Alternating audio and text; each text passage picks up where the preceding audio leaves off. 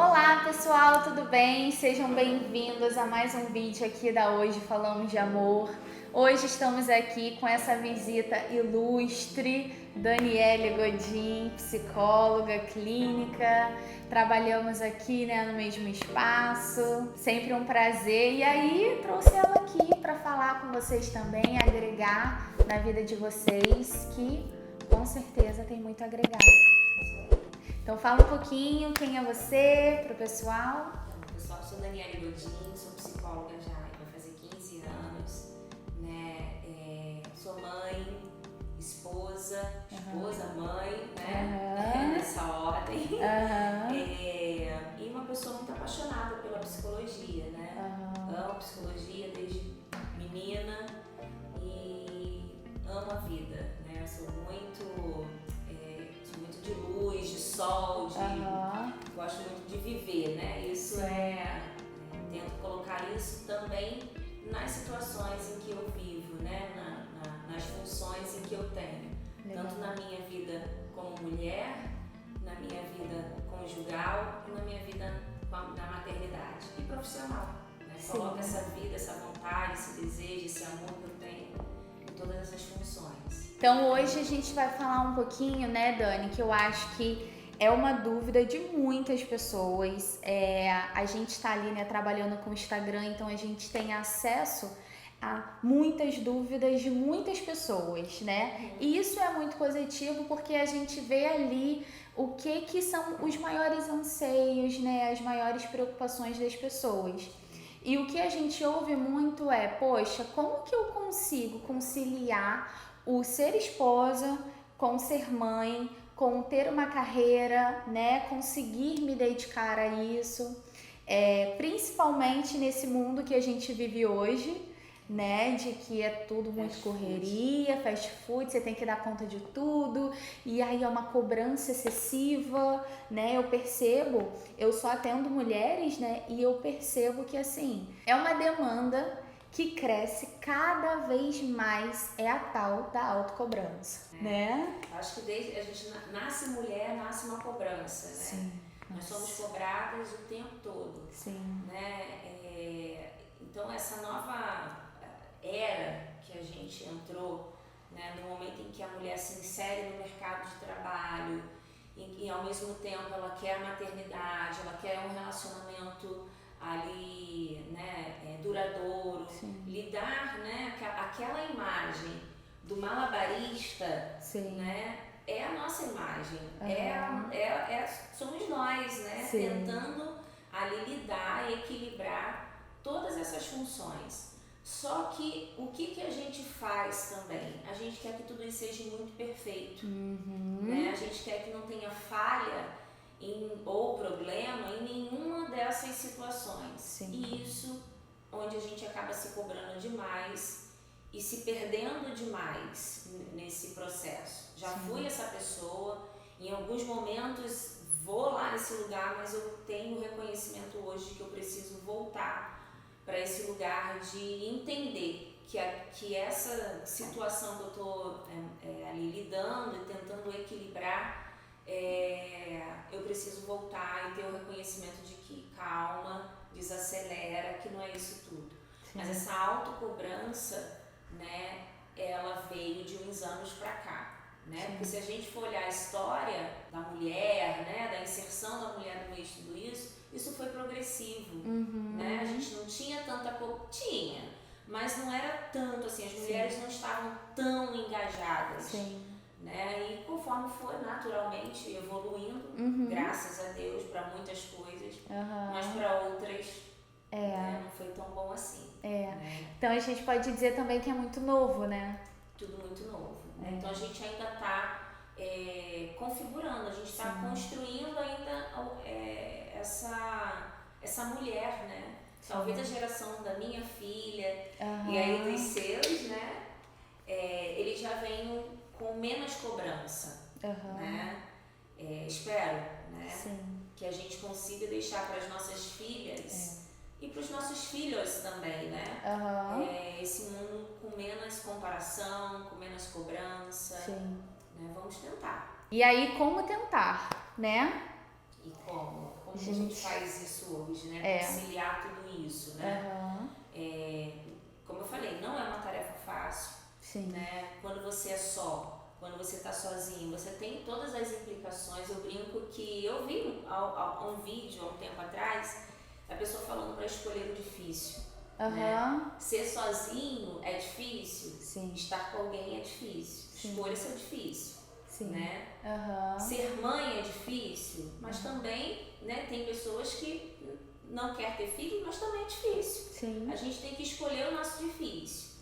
Então, e quando a gente escolhe, tem o poder da escolha, a gente tem que entender que algumas abdicações a gente vai ter que fazer.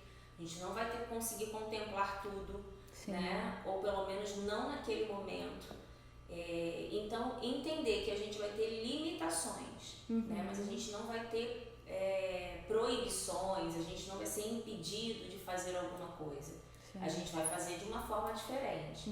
Então, escolher uma condição, a partir do momento em que eu sou só e escolho ter um relacionamento, eu tenho algumas objeções àquele relacionamento, eu tenho algumas abdicações que eu vou fazer. Por exemplo, a vida que eu tinha de solteira ou de solteiro. Né? Alguns comportamentos, algumas práticas, naturalmente você vai precisar escolher. Né? Eu não estou dizendo que você vai ser proibido, né? Não estou falando, a gente não está dizendo que a sua individualização vai ser tirada de você. Porque uma coisa é você ter a sua individualização respeitada. Mas uma coisa é você ter alguns comportamentos que vão afetar o seu relacionamento. Né? Então, o casal decide, escolhe ter filhos. Algumas abdicações e comportamentos precisam ser também adquiridos por esse casal. Porque quando se insere filhos, quando se escolhe ter filhos, né, é uma escolha que precisa ser dos dois. Né? A história de que filhos salvam casamento não rola. Né? A chegada de um filho numa relação, o casal tem que estar em bastante sintonia, né? Porque são implicações que a maternidade traz muito grande. Né? Eu sou completamente, não sou a favor, né, da romantização da maternidade.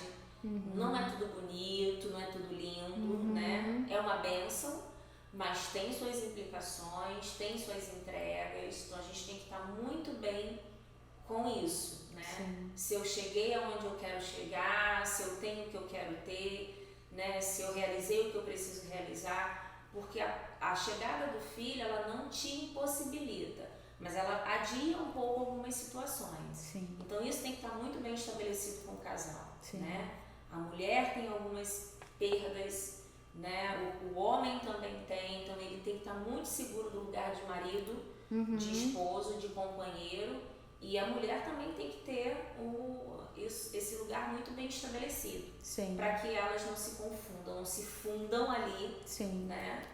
E isso traga implicações no relacionamento. Então a gente pode dizer que uma forma, né, de conciliar tudo isso, primeiro é entendendo que não vai sair tudo perfeito, né? Que vão ter perdas e que vão existir frustrações no meio do caminho, né? Novas orientações ali. E que você falou agora também essa necessidade do casal estar bem alinhado, né? E de estar ali um agregando nas funções ali em conjunto. Vamos pensar num copo, em vários copos. E você com uma garrafa para encher, uma jarra para você encher. Em alguns momentos da vida, nós somos esse copo. Em alguns momentos da vida, esse copo da área profissional vai estar cheio.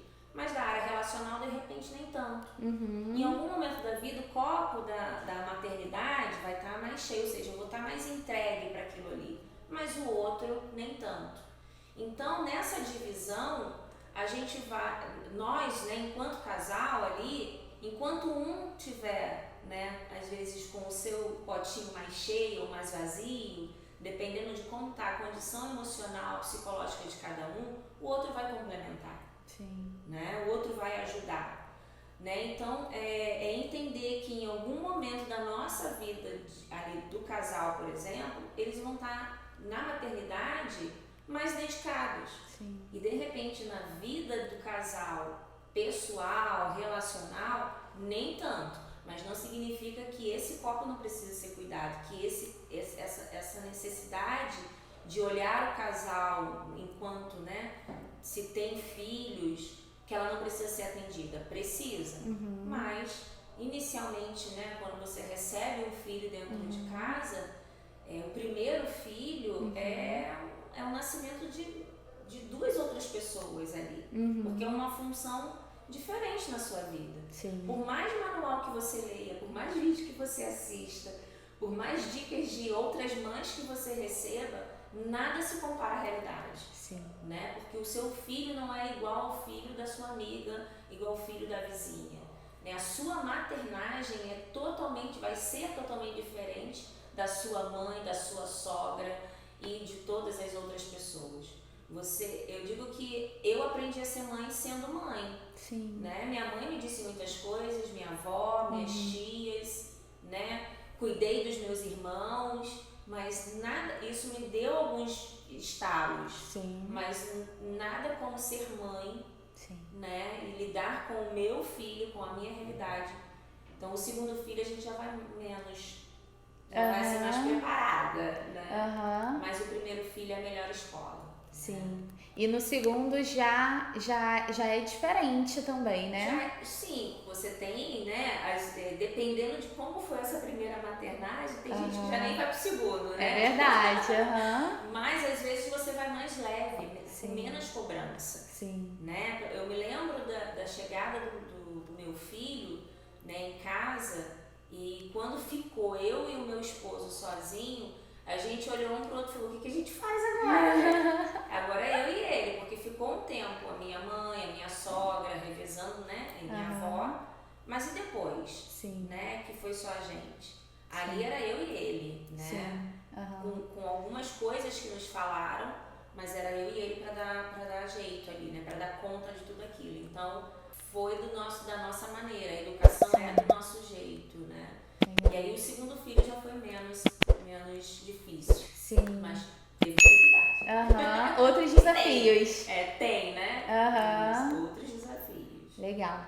E quanto tempo que você tá nessas jornadas, né? Eu lembro que um dia eu tava vendo assim os livros da minha sogra e aí tinha muito livro cristão e aí um pouco de livros de crianças e um pouco de livros de psicologia. E por algum motivo na minha cabeça eu achei que iria ter muitos livros de psicologia.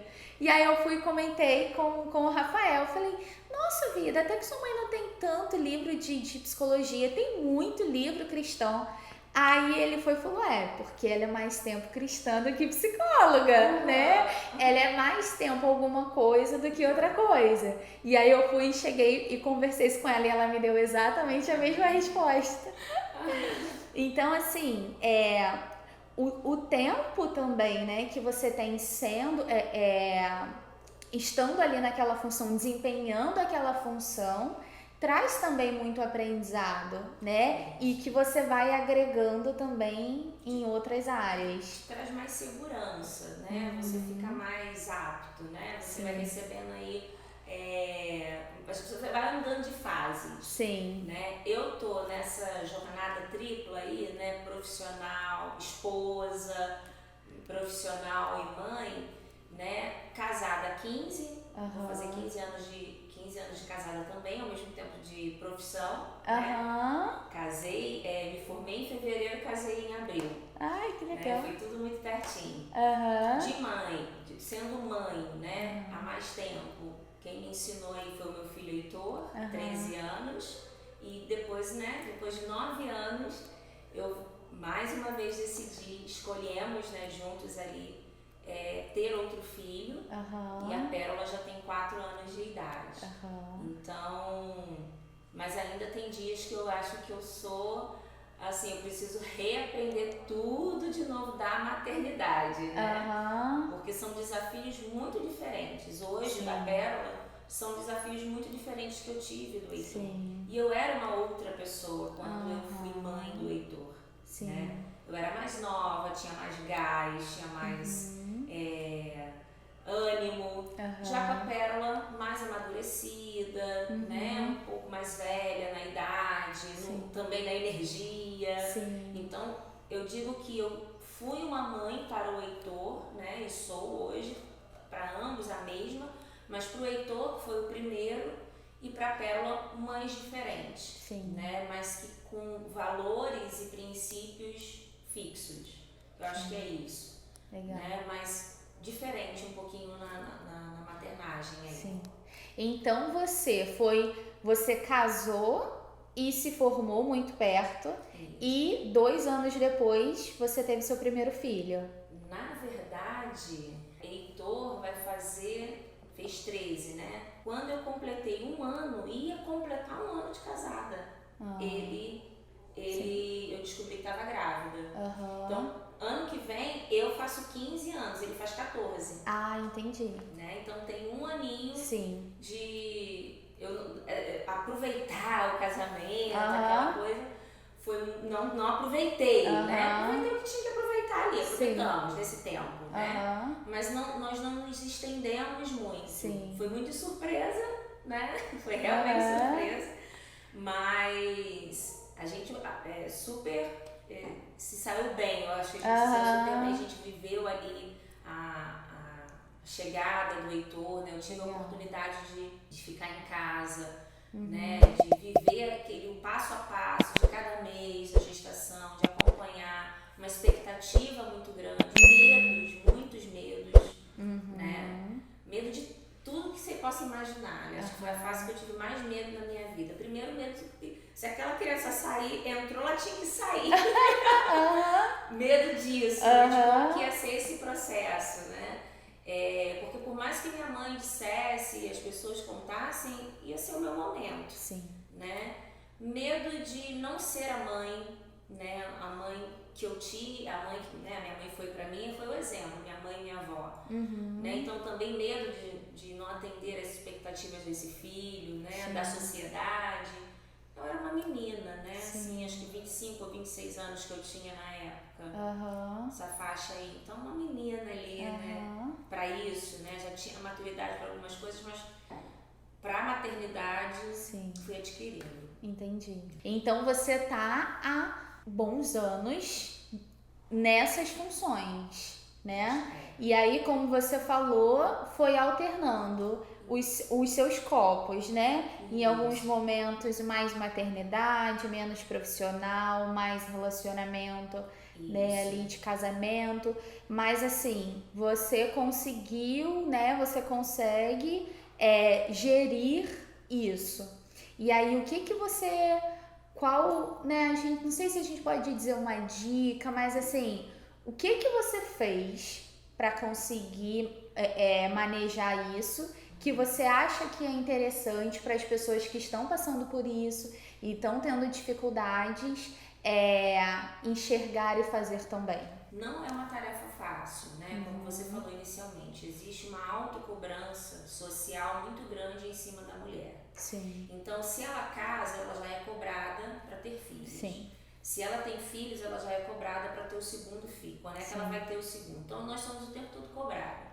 Se a gente entrar nessa configuração de cobrança, a gente não vai viver o hoje, o aqui e agora. Sim. Então, uma das coisas que a gente precisa entender é que a história de vida de cada um é a história de vida de cada um. Sim. Né? A sua é diferente da minha, porque você tem uma história completamente diferente da minha. Né? Então, comparação foi uma das coisas em que eu fui abandonando. Não foi uma coisa fácil. Porque o tempo todo nós somos impelidas a nos comparar. Sim. Fulano conseguiu, o que você não consegue? Né? Essas falas assim, terríveis. Hoje, né, de uns anos pra cá, eu corrijo muito isso quando alguém vem com esse tipo de fala comigo. Mas não foi uma coisa fácil também de colocar limites em algumas cobranças dos outros sobre mim. Sim. Mas primeiro trabalhei muito o que essas cobranças significavam. significavam, né? Sim. E aí entrou no meu processo de autoconhecimento. Sim. Eu entendi como que essas coisas implicavam na minha vida e o porquê que implicavam. Sim. Então, o primeiro passo que eu fiz, né, a minha terapia pessoal, minha análise pessoal ali, me ajudou muito nesse processo. Né? E aí eu fui deixando um pouquinho de lado a autocobrança, a comparação, fui vendo, né, eu e o meu esposo ali, entendendo como era a nossa forma de funcionar enquanto marido e mulher, primeiramente, porque antes, né, de ser pai e mãe, existia um casal, existiam duas pessoas e eu sempre priorizei isso no meu relacionamento. Sim. Eu acho que isso é fundamental, isso não pode morrer dentro do relacionamento, porque quando você coloca a maternagem à frente de tudo, isso traz muitas complicações para o relacionamento. E a gente vê muitas mulheres e homens, tá? Não pasmem, porque tem muitos homens que a partir do momento que recebem ali a paternagem, eles se colocam muito à frente. Podem ser poucos, mas ainda assim acontece. Sim. Né? Desse homem entrar nesse lugar e ter dificuldade de sair, e ali entra alguns conflitos conjugais, né? Sim. Então é uma das coisas em que eu sempre, a bandeira eu sempre levantei dentro da minha casa, né? Antes dos meus filhos existia um casal, então a gente prioriza muito os nossos momentos. É difícil hoje, com 2 filhos, com trabalho. Meu marido trabalha, né, de uma forma em que ele se ausenta durante 15 dias, né? Ele trabalha embarcado, então ainda é mais difícil. Sim. Hoje eu preciso dividir a atenção do meu esposo com os meus filhos, então para eu ter acesso ao meu marido, eu preciso entender que os meus filhos precisam ter acesso a ele primeiro. Então meu esposo chega 3 dias depois que a gente vai ter o nosso tempo de sentar para conversar, né? Para o meu filho mais velho é mais fácil isso de entender, então ele respeita, mas a pequenininha ainda tem uma ligação muito grande com o pai, então ela ainda coloca algumas regras, tenta, né? Colocar alguns limites e algumas regrinhas ali. E a gente vai respeitando o tempo de cada um, né? Sim. Então, primeiro, eu acho que é o caminho do autoconhecimento. Segundo, é vocês dois, né? O casal ali, se colocar como prioridade, né? E vem agregando aos filhos, salvo, né, algumas situações, né? Situações, coisas muito pontuais do relacionamento, o adoecimento de um filho, ou desemprego, alguma situação que vai atravessar o casal, que às vezes você não vai conseguir dar tanta atenção, mas não se cobrem, né? Vocês que vão fazer a configuração, o melhor funcionamento de vocês aí. E entendendo isso, vocês vão conseguir fazer essa divisão. Sim. Né? Então, entender a necessidade de cada um nesse processo e tentar gerenciar. Isso. É tentar entender que em algum momento você vai dar atenção aos seus filhos, mas não é só aos seus filhos. Precisa de limites, né? A gente sabe das implicações daquela mãe o tempo todo ali com o filho, tanto para o filho quanto para a mãe. Sim. Né? A gente também sabe dessa dificuldade da mulher só para o homem, ou o homem só para a mulher. Então tudo em excesso é pra gente olhar. Sim. Né? Então a gente tem que ter um equilíbrio, mas não é aquela coisinha certinha. Quando a gente fala de equilíbrio, não é tudo muito certinho não, né? É dentro das nossas possibilidades. Então vai ter momentos em que você vai conseguir dar uma atenção maior e melhor, de mais qualidade para o seu cônjuge, ótimo. Sim. Mas vai ter momentos em que você vai precisar dar atenção melhor e de maior qualidade para os seus filhos. Sim. E vai ter momentos que vocês vão precisar fazer isso, né? Sim. Dar essa validação para a família. Sim. Né? Eu acho que as pessoas confundem muito equilíbrio com estabilidade, né? A estabilidade é você tentar manter, né? Não, eu tô estável, né? Quando a gente acha que tá estável é porque a gente tem uma linha e a gente vai seguir nela ad eterno, né? Então, na verdade, estabilidade não existe, né? Porque Nossa é a vida vida. não é linear, Não é uma linha reta, né? Então eu sempre falo com meus pacientes, estabilidade não existe. Agora o equilíbrio, né, não é você manter tudo bonitinho, mas é você, né, fazer isso que você tá falando, é encontrar ali o que precisa mais, o que precisa menos, onde que tá aqui o tempo de cada um, a individualidade de cada um, né, a subjetividade, e ir tentando suprir na medida do possível, principalmente para você. Isso. A gente não pode se negligenciar no meio disso, né? Sim. Quanto a esse manejo, né, hoje, né, a gente entende que eu preciso respeitar o tempo do outro, né? Então, dar espaço para o outro também ter os seus momentos. Eu acho que isso fortalece muito a parceria ali do casal, né? Você entender que a pessoa ter o seu processo de individualização respeitado é diferente de individualidade, né? Que eu acho que não cabe a individualidade no relacionamento, mas respeitar, né? Você respeitar o tempo do Rafael, porque você sabe que para ele é importante jogar uma bola, sair com a família dele, com amigos, né? E ele também entender que isso é importante para você, né? Mas o casal se encontra, né? O casal tá sempre em conexão sadia ali, né? Então eu acho que quando existe muito controle sobre o outro, é muito perigoso isso, né? Então esse entendimento de que cada um é um ser dentro daquela relação, que eu preciso respeitar ali, né, as particularidades de cada um, isso é importantíssimo. E é mais um mito que as pessoas têm, né, ou existem pessoas que acham que eu preciso, eu não posso me posicionar diante de nada. Então, se eu me posicionar de alguma coisa, hoje em dia principalmente, eu tô sendo tóxica, eu tô sendo, né, abusiva. E existem as pessoas também que não conseguem entender que existem duas pessoas e que isso não vai estar em perfeito estado o tempo inteiro. Então a gente lida ali com esses dois, né? Com esses dois momentos, né? Com essas duas condições, né? Se existe no relacionamento alguém que cobra muito, que é mais abusivo, isso é muito da própria personalidade, história de vida.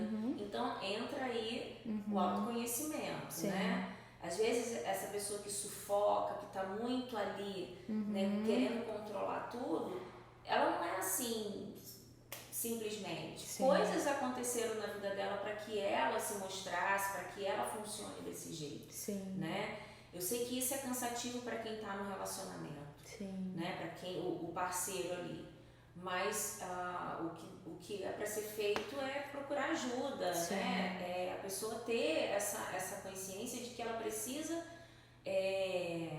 manejar esse comportamento, esse jeito de pensar, essa forma de agir, porque isso vai implicar às vezes em términos, né?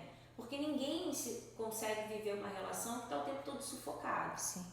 Mas em paralelo eu preciso entender que eu preciso respeitar o espaço do outro, né? Porque é um ser, antes de existir o casal, existia uma pessoa ali. Então hoje, na minha relação com o meu esposo, eu sei de coisas que ele precisa, né, para ficar bem, para estar emocionalmente mais equilibrado, e isso vem como resultado na minha conjugalidade com ele. Então, por exemplo, ele gosta muito de ir pra serra, pra casa dos pais dele, ir pro sítio, ficar lá embrenhado no meio do mato, né? Ele precisa disso. Então, vez ou outra, eu às vezes não vou por conta de trabalho, algum compromisso que eu tenho, ele vai sozinho com meu filho, ou às vezes vai pra casa dos pais, ou às vezes vai fazer isso sozinho. Eu não preciso estar ali com ele, mas eu preciso respeitar e entender que ele precisa desse tempo. Em paralelo, ele sabe que eu tenho uma necessidade de estar com pessoas, né? De estar envolvida com grupos. Eu gosto dessa dinâmica, de sair com as minhas amigas. Ele respeita isso, entende que eu preciso disso. E aí, quando a gente chega juntos na nossa conjugalidade, a gente está mais leve um para o outro, Sim. né? A gente está mais saudável um para o outro. Sim. E isso reflete na nossa maternidade, né? Sim. Então é um efeitozinho dominó, Sim. mas pro bem.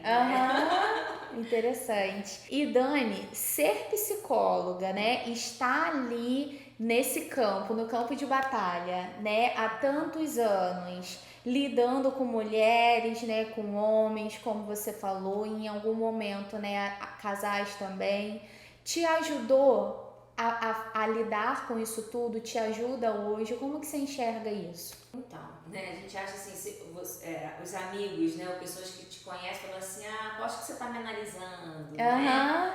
Você tá só me observando. Quando eu tô em casa, né, eu já fiz isso de achar que sou a psicóloga ali, né? Mas quando eu tô com a minha família, pro meu marido eu sou a Daniele, esposa, pro meu filho a Daniele, mãe. E claro que eu tenho as minhas características, a minha personalidade ali, né? A minha forma de funcionar nessas funções. O que a psicologia acrescentou nisso? Por exemplo, na maternidade. Meu filho está entrando na adolescência. Eu sei que algumas coisas não é proposital. Eu sei que é uma demanda da adolescência, por saber de algumas implicações que esse comportamento, que essa fase vai gerar, né? Mas eu entendo que a mãe, Daniele, ela tá ali no comando, não é a psicóloga. Porque se eu me coloco no lugar de psicóloga ali, vai dar ruim, né? Porque eu não sou psicóloga do meu filho, eu não sou psicóloga do meu esposo. No relacionamento, isso me ajuda a entender, né, algumas configurações do próprio relacionamento, os funcionamentos do próprio relacionamento. Né? Então, por exemplo, a ver as características da personalidade do meu esposo e entender que ele tem limitações. Porque eu também, dentro da minha personalidade, eu tenho limitações. Eu não vou conseguir alcançar certas coisas que o meu marido às vezes tem uma expectativa. E entender a minha personalidade, entender a personalidade dele me ajuda nisso. Né? Então, não é que eu me conforme, né? A aceitação é diferente de conformidade, né? Mas é respeitar, né? Meu esposo é mais caseiro, eu já sou mais de rua, né?